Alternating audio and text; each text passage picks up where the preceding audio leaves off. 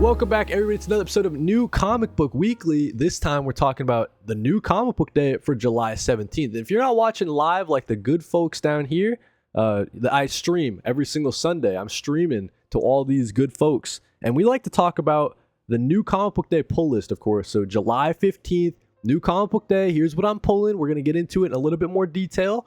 A lot of great stuff from Marvel Comics, DC Comics, and the indies are hitting pretty hard as well. And then we're talking about all the collected editions that are coming out as well. So we got a lot of cool stuff.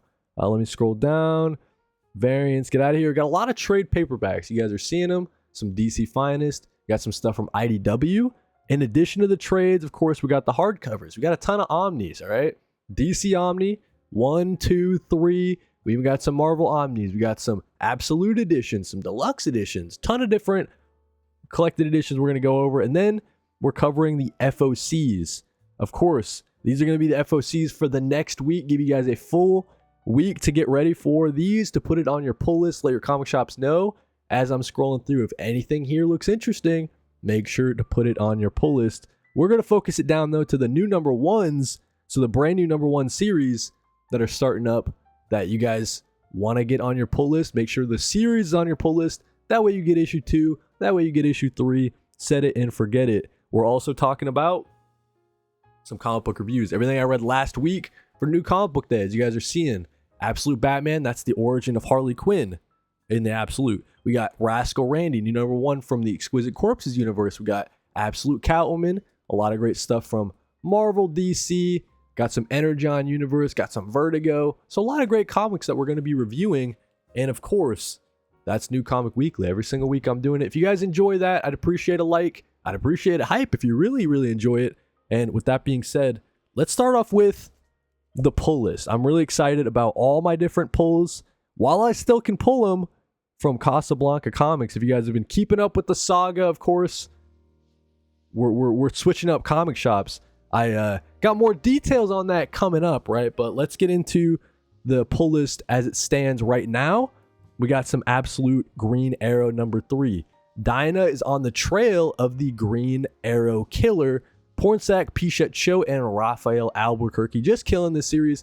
I gotta say, though, I'm not liking this one as much as Absolute Catwoman, surprisingly. I like the kind of vibe of Absolute Catwoman a little bit more, but as this series leans more into the serial killer, kind of the horror nature of it, I think it can climb up on my list. It's just right off the start, I'm liking Absolute Catwoman a little bit more. Absolute Flash is a series that more people need to be talking about. It's high up on what people are pulling on League of Comic Geeks, but I feel like my community doesn't talk about it at all. Absolute Flash number 17. Can Grodd be saved? The Flash and the Rogues, you guys heard me, the Rogues, they're going to be working to liberate Colorado from Grodd's control, but can they save Grodd as well as the town? And we have Henning coming in to do the art, not Nick Robles. That's all right, though, because I really like Henning's style. It's still got the same coloring from Adriano Lucas, so it keeps that, congruency. Is that a word? I might have just invented a new word, dude.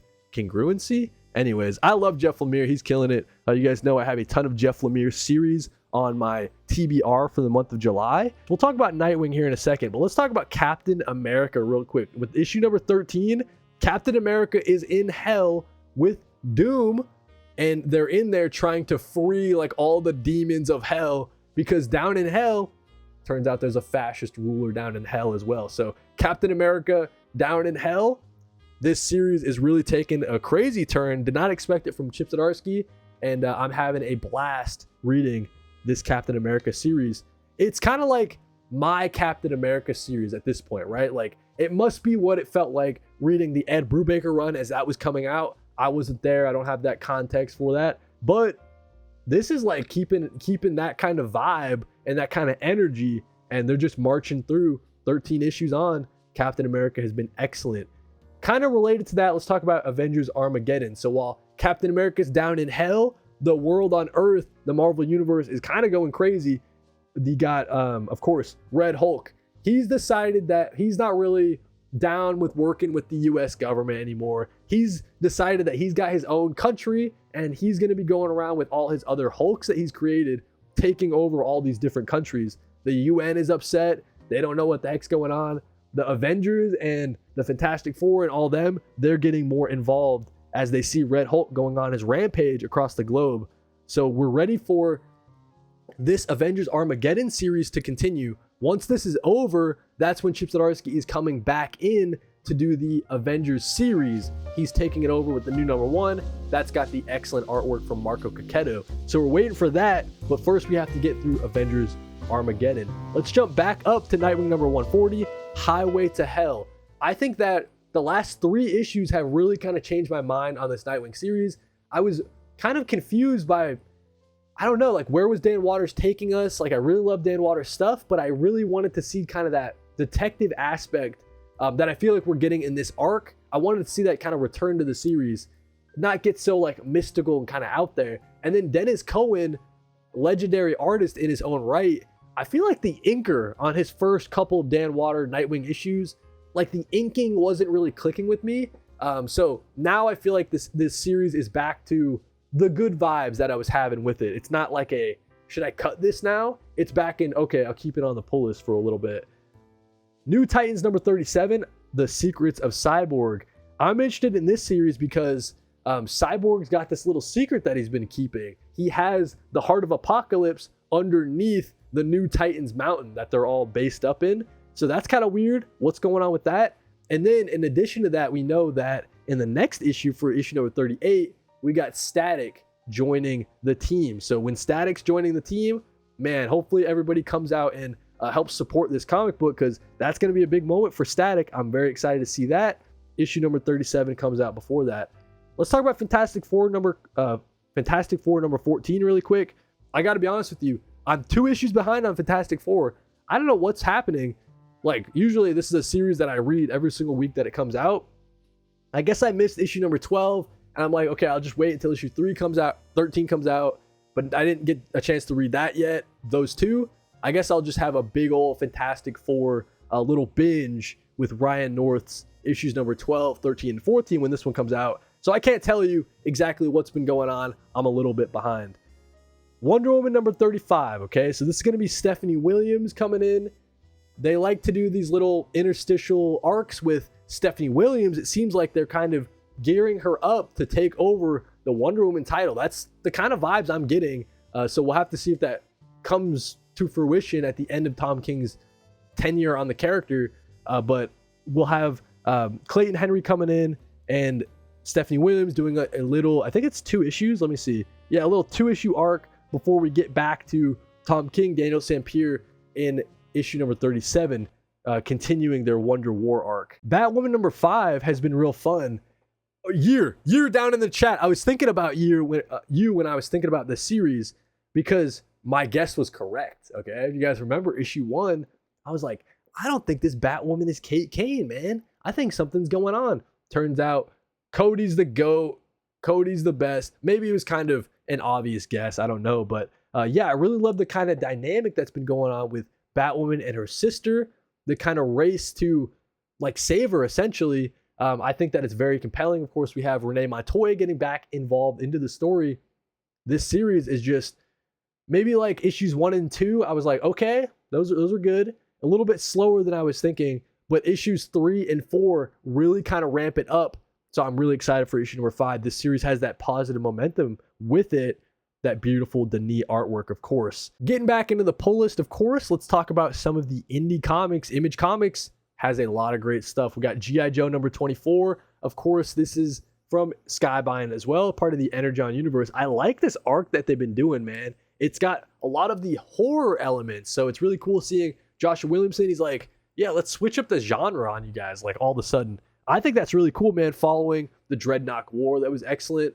This series just keeps upping up the momentum, I guess I would say. Like, it just keeps getting better and better, and I fall more and more in love with it. G.I. Joe #24, excited about that. Assorted Christ events, people are excited about this down in the chat. Everybody's hyping up Dennis Camp, and so we are excited about Assorted Christ events. This one sounds very interesting. It sounds like there's some sort of company called Temps, and what they do is it's like Dennis Camp's commentary on the gig economy, okay? So if you need a job and you're in the future, you can get sent all the way back to, like, you know, what's an example? A cobbler's assistant in Plague Era Europe, right? So if you really need money that bad, you can get sent to the Plague Era in Europe and be a cobbler's assistant. A salvager in the ruins of New York City 2032, or you could be a soldier in Krang's cross-time army. So yeah, exciting to see what Dennis Camp's going to be saying with this issue, right? But also how Eric Zawadzki gets that message across on the comic book page. We're loving Assorted Crisis events, and we don't mind however long it takes. You guys take as long as you need to make this excellent series. Just what they're doing and what they're pushing, the comic book format forward. Take all the time you guys need. What an excellent creative team on that. If destruction be our lot, we love Abe. We don't want anybody to be mean to Abe.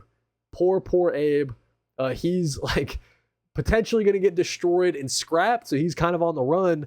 And this is a world that has no humans. It's only robots. Kind of the idea of, in a world with no humans, what's the purpose? What's the job of a robot? So Abe is kind of going out there, trying to have a journey of self-discovery. Matthew Rosenberg writing this series with his brother, Andy McDonald and Francesco Segala, killing it on the artwork. Got the best letterer in the game to round out the team, and Hassan Atsman-Alehu. I'm really enjoying If Destruction Be Our Lot. Seems like this series has a lot of room to grow in that, like, it's going to be an ongoing for a little bit. You know what I mean? Like, it's going to go for a while. So we're excited to follow up on Abe's journey and ride it out with them. And then finally, last issue on my pull list, Of the Earth, issue number 3. Tabby encounters something strange in the basement. Okay, dude, sounds good, Chris Condon. Whatever you say, I'm excited about this one. I thought issue 2 was a lot better than issue 1. Issue 1 was like, it was cool. It kind of set the tone. I feel like the artwork was kind of missing for me on issue 1, but issue 2, they just killed it. They really brought like these really vibrant hues out in like the fields. So you got some really, really great artwork all throughout issue 2, and they kind of got the scenario more set in stone and kind of up the creepy vibes. And so I'm excited to see them continue with issue number 3 of The Earth coming out this week. That's all I'm pulling for July 15th through Comic Book Day. Let me know down in the comments what you guys plan on pulling. I'd be curious to know. Let's talk about some collected editions that are coming out for July 15th. You guys can find all these at your comic book stores or shortly after in the next couple of weeks. We have DC Finest Batman Blind Justice. If you guys are collecting the DC Finest for Batman, a new one's coming out this week. I know that Dom of X is pretty excited about that. If you guys are collecting Poison Ivy in the trade paperbacks, here we go. Poison Ivy trade paperback volume number 7. G. Will Wilson just continuing that series. Spider-Man, Amazing Spider-Man volume number 4, Broken. This is that Joe Kelly, Pepe Larraz stuff. I don't know if this is going to have, like, see, they say like B and E stories, like, I don't know, dude. There's some like odd and even. There was someone in space and someone on Earth. Whatever, man. Anyways, continuing with Infamous Iron Man, The Rise of Doom trade paperback. Dr. Doom takes up a new mask in the new Iron Man. This is going to have an Infamous Iron Man series number 1 through 12. Brian Michael Bendis with the excellent Alex Maleev artwork. Obviously trying to get everybody ready for Doomsday, of course. You guys see it. The MCU synergy is pretty strong over there. Ghost Pepper Volume 2. I've heard good things about Ghost Pepper. Probably like Volume 1. I haven't heard anybody talking about it like recently. Let me know. Is Ghost Pepper good? But there we go. Ghost Pepper Volume 2 coming out.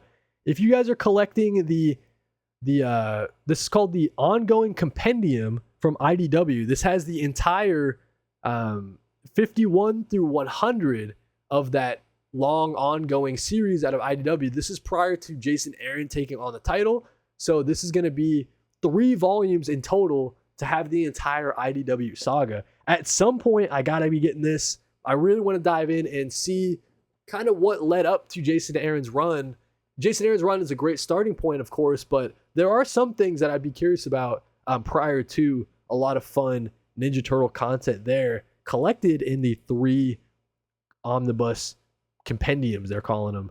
Hunger in the Dusk is one of the most underrated fantasy series in the last 10 years. G. Will Wilson and Christian Wildgoose really killed it on this one, and it did not get enough praise that it deserves. So this collects these 6 issues of the second arc and the conclusion, at least for right now, of the series. I loved The Hunger in the Dusk as it was coming out. Really sad to see that I don't know what happened. Like they weren't able to continue it or something like that. Kind of unfortunate. Iron Man Modern Epic Collection is coming out. We have a Venom Black, White, and Blood Treasury Edition coming out. I Hate Fairyland. I think this is the return when this series came back. The new era, it says, of the Scotty Young and the people over at I Hate Fairyland. I've not read Fairyland. I've not read I Hate Fairyland, but that's the return there if you guys collect it in the trades. Planetary Compendium. This is a very intriguing series to me. Warren Ellis, rest in peace to the GOAT, John Cassidy, of course. This series I've heard really good things about. I believe, if I'm not mistaken, it was a DC, no, it was Wildstorm series, right? If I'm not mistaken. I've not read any Wildstorm content like at all, but I hear really good things about Planetary. This collects the entire Planetary series in a nice compendium. Compendiums are low-key quickly becoming one of my favorite formats, dude. So the more compendiums that are coming out, I'm all about them. Just get all the series in like as many, as few collected editions as possible, right? So that's how I think about it as a collector. I like the compendiums, the omnibus, deluxe editions. If it completes like the full series, that's the preferred way for me to collect. Scrolling through, I think that's kind of all the more notable. I mean, you got the Phantom coming back in the trade paperbacks written by Ray Fox. That's out of Mad Cave. You got some Hello Darkness, if you like the horror anthology, out of Boom Studios. That's kind of it before it gets into, I don't know. That's it. It kind of gets into the more foreign overseas releases. Let's talk about the hardcovers, man, because a lot of Omnis. This one is on my wish list for sure. John Constantine Hellblazer by Paul Jenkins and Sean Phillips, the GOAT, one of my favorite artists in the game. I love John Constantine when he pops up and stuff, right? So I want to read a series that's focused on him, a Hellblazer in all sense of the word. Is that how you say it? Anyways, I'm excited for this series to be coming out when it comes out this week. I probably won't be getting it this week, but shortly after I will be getting this omnibus to be collecting some Sean Phillips stuff, but then also to read some John Constantine. The hardcover for the Poison Ivy Volume 7 is coming out. That's that G. Willow Wilson series, of course. You can either get it in the trade or you can get it in the hardcover. Superman Brainiac Reborn. This is prior to the Triangle Era Omnibus. If you guys are collecting those, this comes out right before that. Looking at the creative team, you got some Dan Jurgens, Jerry Ordway, Roger Stern, all the different GOATs down there. I don't know if that's a well-acclaimed like era for Superman. It does have a lot of legendary creators, but I've not read that material myself. We also have Dan Jurgens again with an Action Comics by Dan Jurgens omnibus coming out. So there you go. A lot of great Superman content. We're seeing DC push Superman more and more, which is really cool to see. It's not just Batman. It's Batman and Superman mostly, right? But it's Superman too, guys, all right? So let's make sure that there's some great Superman content out there and that we're collecting them comprehensively in the omnibus format. Batman Judge Dredd, that's coming out. I didn't know that Batman crossed over with Judge Dredd. That sounds pretty cool. We also have another crossover, Batman and Teenage Mutant Ninja Turtles. This is that James Tynion IV written series. Is this the one where it's got that meme where it's like Batman's like Raphael, this is where they killed my is that where this comes from? But yeah, it's getting another release there, another printing, I believe. The 2026 edition, it says. We have an absolute edition for Batman White Knight, writer-artist Sean Murphy's well-acclaimed series. I've not read any of the White Knight stuff. I gotta get into it. People speak so highly about it. High Strangeness Deluxe Edition. I thought this one was kind of weird when I was picking up in singles. I like a lot of the creators on it. It's kind of an anthology, alien-y, kind of like cult. I don't even know how to describe it. Like folklore kind of series. It was all right. It wasn't my favorite anthology series by any means. And then as I'm scrolling through, that's kind of it for all of the more notable collected editions. Let's jump into the FOCs. Of course, you guys have to get all of these orders in. Make sure you guys let your shops know you want the fight between Absolute Batman and Clayface. You're going to want Absolute Catwoman number 3 and all these great series, right? But let's focus this down into the number ones. And I got to be honest with you, not a ton of number ones to mention for FOCs, but if you get these on your pull list, your shop will have them for you when issue 2 and 3 comes out, and you can just set it and forget it. The main thing I want to talk about here is Batman and Robin Year 1 dynamic duos. Dude, I love Mark Waid and Chris Samney. Whenever they team up, and Batman and Robin Year 1, that issue, those 12 issues were some of the best stuff that DC published at the time, right? So I'm excited for them to continue this idea. They're returning. I think that Catwoman is going to have a pretty big role in this one as well, if I'm not mistaken. Oh man, you got some great covers from Dustin Nguyen. You got a great Hayden Sherman cover as well. So Batman and Robin Year 1 dynamic duos is going to be real fun. I guess I'm glad that they're still sticking with Dick Grayson, because you can imagine them taking this series, and if they were doing a sequel series, they would maybe go like the Jason Todd, like kind of like how Jeff Lemire and Dustin Nguyen were doing with the Robin and Batman series. But I kind of like that they're sticking with Dick Grayson. Just stay in that era, man. It's just so fun seeing that like emergence of the Batman and Robin, like, you know, that we know today, just kind of seeing that early era. I think it's just some really great stuff, man. So yeah, Batman and Robin Year 1 dynamic duos is going to be a blast. What if Runaways hadn't run away from Rainbow Rowell? That's going to be part of Marvel Comics. Are doing this big push for 50 years of What If. I guess for me, right, when I look at series like this, or like Marvel's always doing stuff like this, to me it's just like such a, they just put it out there, right? It's like, it's not going to get a issue 2. It's just like a one shot. It's like, who is this for, I guess is what I'm trying to say. But if it's for you, it's for you. Fun stuff with the What If. We have some facsimile for TMNT, the Mirage Era number 1. That's pretty cool stuff.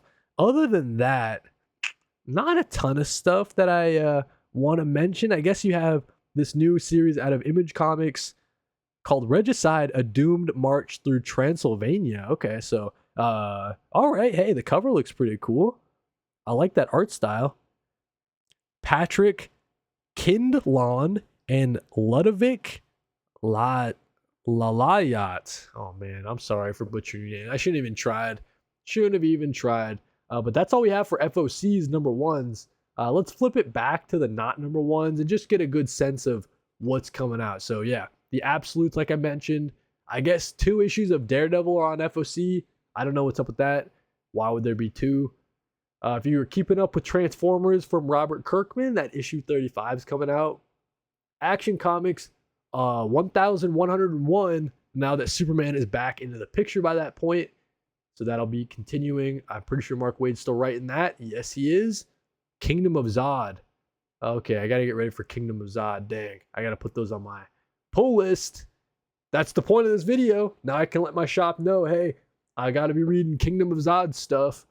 So there we go there. Something is Killing Children number 50. That's pretty cool. Fury of the Firestorm has been excellent. We're going to get into the review for that here in a second.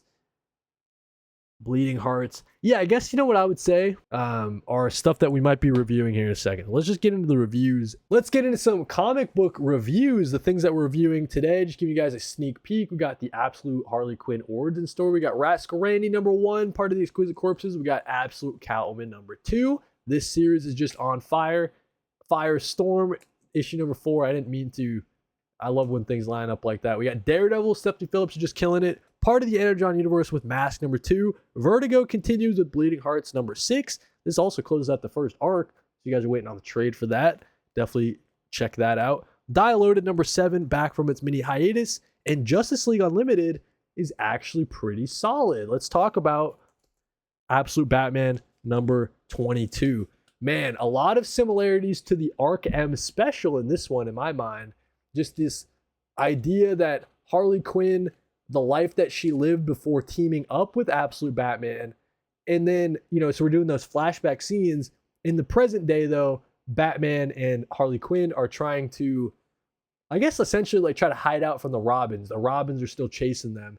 And we find out some crazy stuff about Harley Quinn. We find out about her father. Oh my God. Do I do spoilers here? Someone type in the chat. Should I spoil it or no? Should I spoil or no? First thing I read, I'll either do that or not. Someone type yes or no. But I could get into it. We find out about some more of the just horrifying, experiments that are going on from this Jack Grimm guy and what he's been doing in the Arc M. The issue is very spoilery. I say yes. Okay, I'm gonna say it. Harley Quinn's dad is Jack Grimm. Blech, disgusting, bro. What a disgusting plot twist from Scott Snyder. And then at the same time, you've got this conspiracy that's in theory spinning up.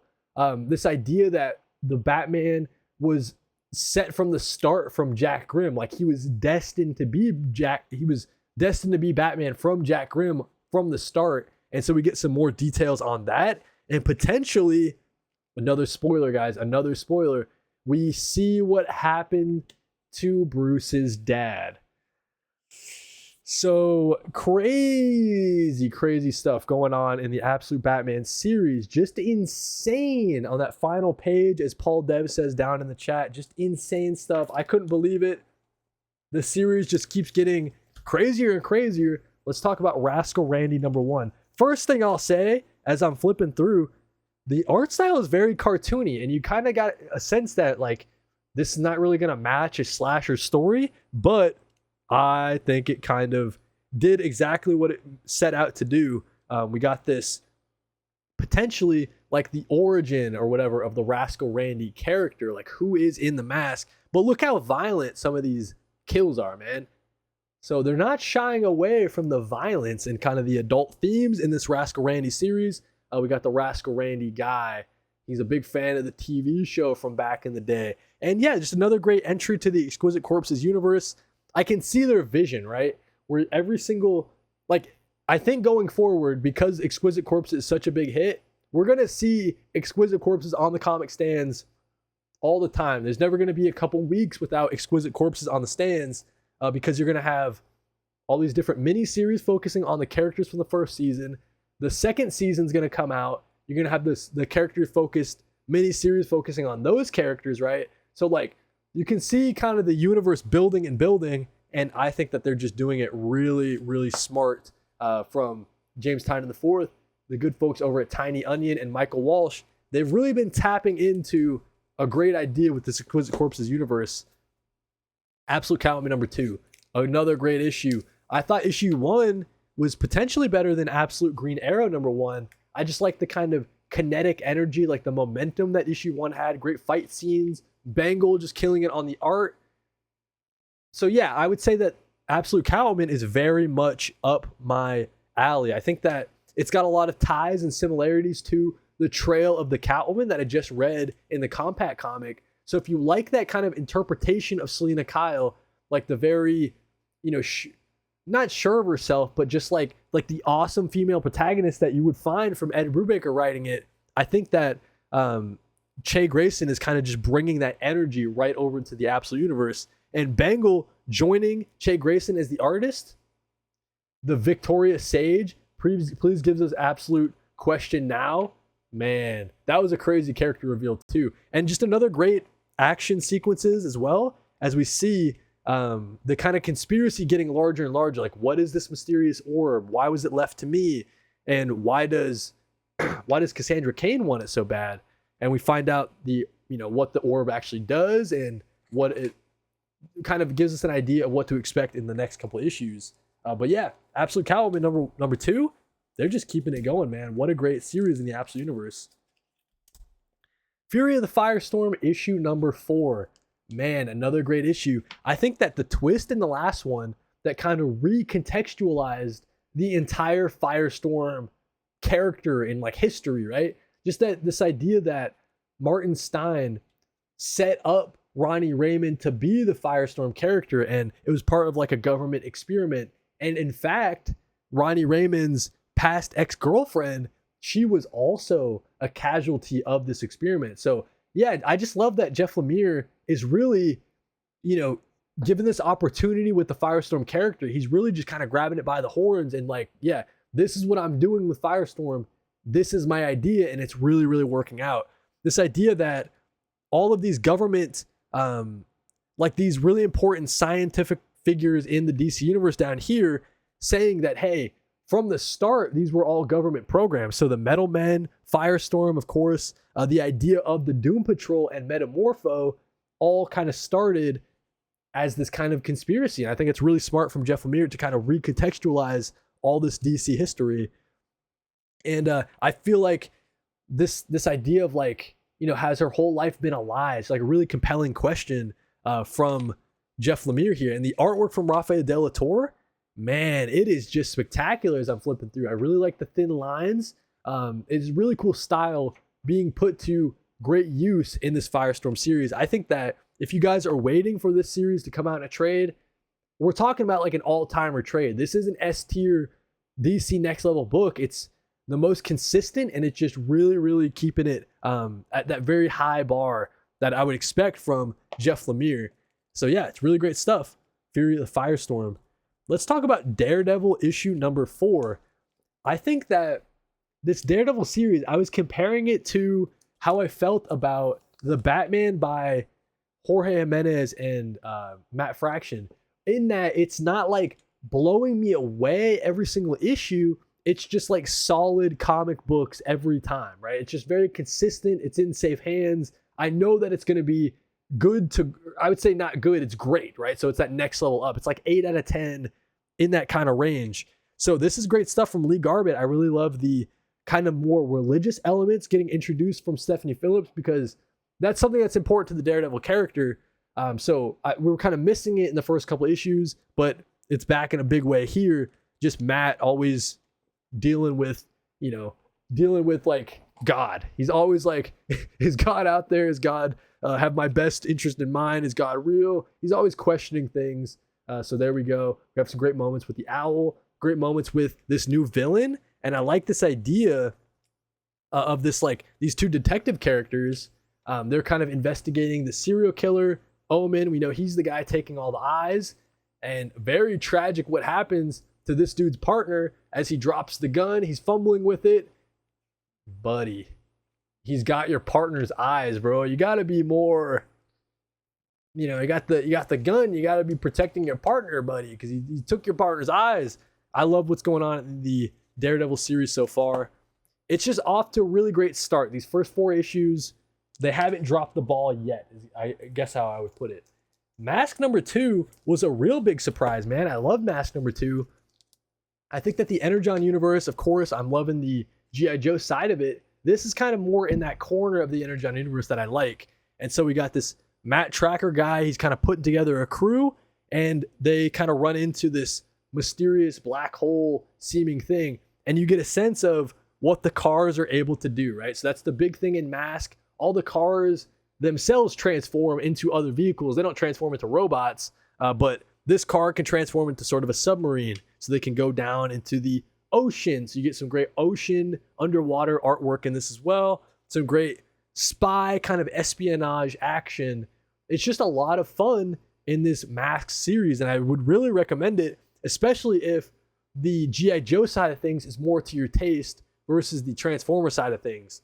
But yeah, Mask is off to a great start. And then I want to mention too, at the very end, they had this great article this write-up from Pi Par, who's the artist for the series. He's getting into what Mask means to him and how he grew up with Mask and how it's one of his favorite franchises growing up and stuff like that. So you should get a real sense that this Mask series is being put out by real fans of the Mask property, and they can fully realize, like, yeah, it's just like when we're fans of it as a kid and now we're able to do it as an adult, like we're not going to waste this opportunity. So yeah, I'm on board. Dan Waters, Pi Par, bringing us a really fun Mask series.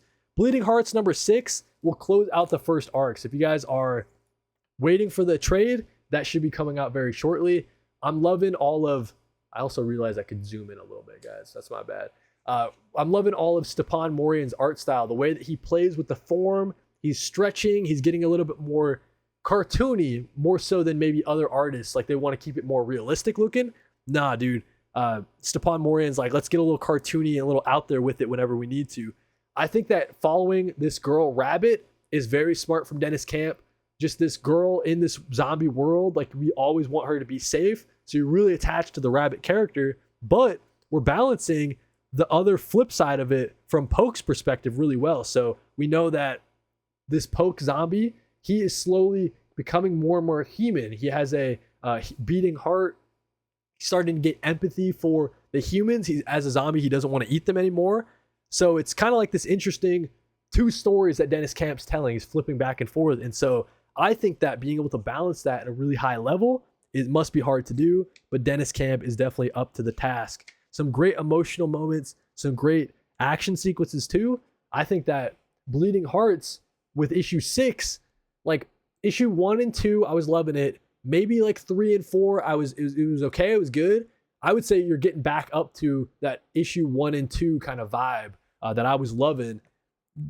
Heavy on the emotional aspects to it. I think that's kind of what this one did for me. So great way to close out the first arc. This trade paperback should be a banger if you guys are waiting for that. Couple more reviews to do. Let's talk about Die Loaded issue number 7. If you guys are not caught up on the world of Die, it's so sick, man. And at the end of issue 6, crazy cliffhanger. But look at the artwork as I'm flipping, man. Zoom out a little bit. This is one of the most beautiful books on stands. Stephanie Hans, her use of colors, like it's just perfect, man. It's really cool stuff. It's a really fun fantasy world that Kieran Gillen and Stephanie Hans has created. So it's always fun being in the world of Die and just seeing how the story progresses. There's all sorts of cliffhangers. Kieran Gillen is one of my favorite comic book writers, and this is just another great series in his belt. Another great cliffhanger at the end there. Die Loaded number 7. I'm glad it's back from its hiatus, but take all the time you need. That's great stuff there. And then let's close out this new comic weekly by talking about Justice League Unlimited issue number 20. I guess I would say this is getting back to that first arc, that first 2 arcs maybe, before they got into all their crossovers and he kind of lost me. It really just is a group of heroes, a group of Justice League members on a mission, right? So this one, we're having 2 missions. We're getting kind of the back and forth. And so I thought that Mark Waid was able to kind of get back into that bag, right? Where it kind of feels more like the show, where it's just like an episode of heroes going on the mission. And so we have the Brainiac Queen kind of elements getting spun back up. The Justice League Unlimited team, they're trying to handle it on the Watchtower before she breaks out and gets back to Earth. And at the same time, Guy Gardner and Mr. Terrific are dealing with an alien planet that just unleashed a bunch of superpower. Like they all have the powers of the Justice League now. So they're dealing with that out in space. And so you have, it's just getting back to what I loved and what I was hoping they would get back to in the Justice League Unlimited series. Of course, it never hurts when you have Dan Mora doing the artwork as the assisting storyteller here, in addition to Mark Waid. So yeah, really great stuff. I'm excited to see where this series continues. This one is getting back. Like I'm saying, it's getting back to what I was loving initially. So you might not be getting cut off the pull list. You might have a couple more issues in you. Justice League Unlimited. But that's everything I wanted to cover for New Comic Weekly. Hopefully you guys enjoyed. Every single Sunday at 11 a.m., that's when I go live and I chat with the community. We get into the pull list, the collected editions, the FOCs, and the week's previous reviews. Thank you guys for watching and read more comics. And of course, the happiest of early birthdays as I'm recording this to Croc Comics. Hopefully you have a good birthday. And yeah,